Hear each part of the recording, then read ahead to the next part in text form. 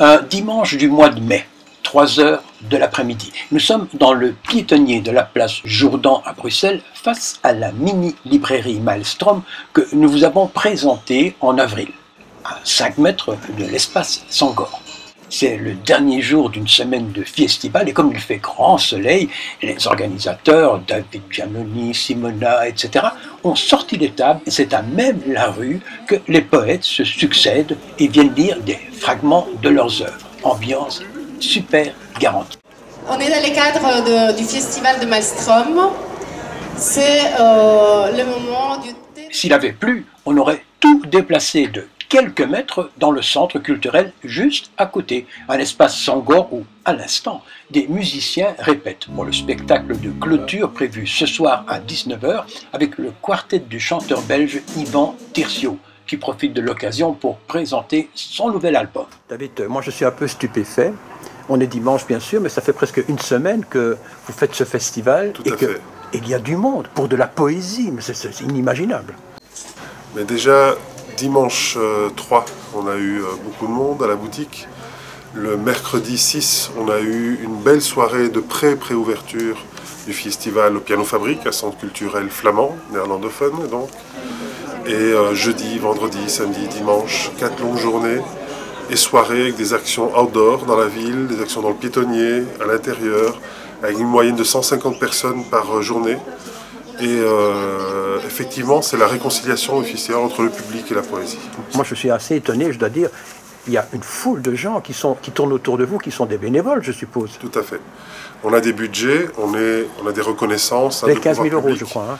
On a 15 000 euros de la Fédération de Bruxelles, on a 5 000 euros de la COCOF, on a 3 000 euros de la région Bruxelles-Capitale. Mais c'est pour toute l'année, pour Maelstrom ou bien pour le festival. Pour le festival. Donc c'est un budget grosso d'une quarantaine de milliers d'euros.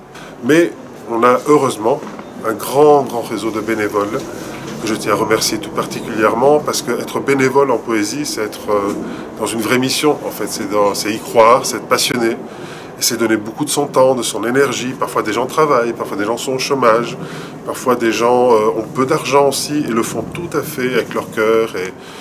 Et c'est absolument à remercier parce que très souvent des gens peuvent être payés pour travailler dans des domaines culturels et pas du tout être motivés par ce qu'ils font. Oui, bien sûr. Voilà. Il y a des grands festivals en France, comme le festival de Sète, le festival à Nantes, il y a un festival à Lodève, il y a un festival relié au marché de la poésie à Paris. Il reste que le festival de Bruxelles, de Maelstrom, a su créer une vraie place, créer une place.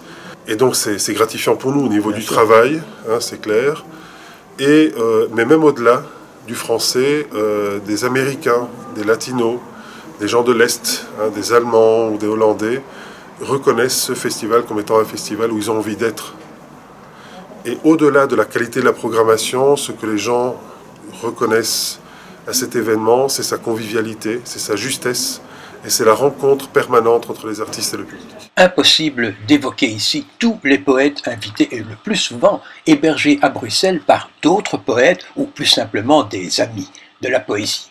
Ils représentent plus de 10 pays, plusieurs langues et de nombreux éditeurs belges ou étrangers, une cinquantaine au bas mot, connus ou pas. Alexandra Crowers, Anne Versailles, Antonio Bertoli, Bram P, oui, ça c'est flamand ou hollandais, Chiara Moulas, etc., etc. Nous avons quand même décidé de vous en présenter un, à la demande de Simona, l'organisatrice. Il est venu de Normandie pour lire ses textes et va publier très bientôt un roman chez Luce Vulcain. Alors, Daniel de Proecker, d'abord, je te dis franchement, je ne te connaissais pas. C'est Simona qui m'a parlé de toi. Et puis quand elle m'a dit que tu avais eu un prix Rossel... Oui, c'est pas jeune, mais oui. J'ai été ébahi parce qu'un prix Rossel, c'est quand même pas... C'est pas une médaille en chocolat, hein? Non. C'était quoi? C'était un roman qui s'appelait Silex, voilà, c'est loin, un récit de fouilles archéologiques au fin fond de l'Asie centrale, à l'époque soviétique. Et alors, ce qui est très curieux, c'est que pendant tout un temps, tu as arrêté d'écrire. Non, non, jamais. Jamais. Par contre, je suis allé vivre ailleurs, je me suis retiré pendant... Je suis encore d'ailleurs, je sors un peu de ma tanière là. Tu as été vivre où? Au fin fond de la Normandie, en Manche, pas loin du Mont-Saint-Michel pour situer. Et voilà, je me suis fait depuis 13 ans une cure d'éloignement, de distance, de solitude. Bon, on est environné ici d'un peu de bruit parce qu'on est dans le passage piétonnier, mais là-bas c'était pas possible parce que pour l'instant il parle au micro, ça fait beaucoup de bruit. Alors j'ai écouté attentivement ce que tu appelles les neuvaines. Alors si je prends le pitch du bouquin, c'est neuvaine, série de 9 choses quelconques, notamment d'exercices spirituels quotidiens. Alors explique un petit peu cette formule que tu as mise en route qui est assez curieuse. Elle n'est pas de moi, elle est du dictionnaire Robert, je crois. Tout simplement, c'est le sens du mot neuvaine. Dans le domaine chrétien, une neuvaine, c'est pas seulement 9 choses indifférentes, c'est aussi 9 observances qu'on fait, que ce soit en pénitence ou pour l'accomplissement d'un vœu. Moi, je ne suis pas chrétien, donc c'est absolument pas le sens dans lequel je prends, mais c'est vrai qu'un exercice spirituel, si pas quotidien, mais il peut être pluriquotidien ou semi-quotidien, ça faisait sens par rapport à cette manière d'écrire qui est une... Et en fait, maintenant, c'est différent d'un roman, c'est de la poésie. Et en plus, ce sont tous des poèmes de 9 vers. Oui. Et tu sors le bouquin pour la 9e édition du festival. Ça, c'est un très heureux hasard. Voilà. Ça n'était pas prémédité du tout, mais c'est vrai que ça aboutit très bien comme ça.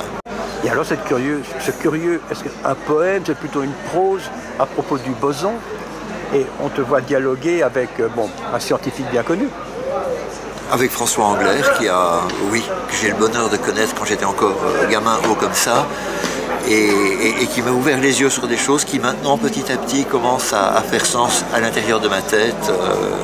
En fait, toute une réflexion à propos du néant. Le néant familier, alors.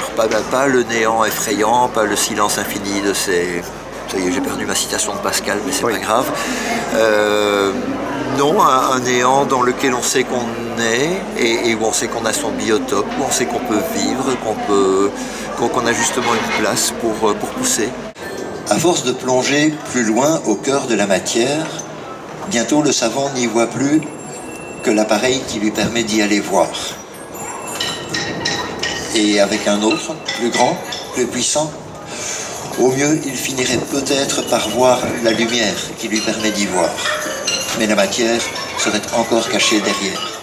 Un beau grand festival de poésie qui célébrera l'année prochaine son 10e anniversaire.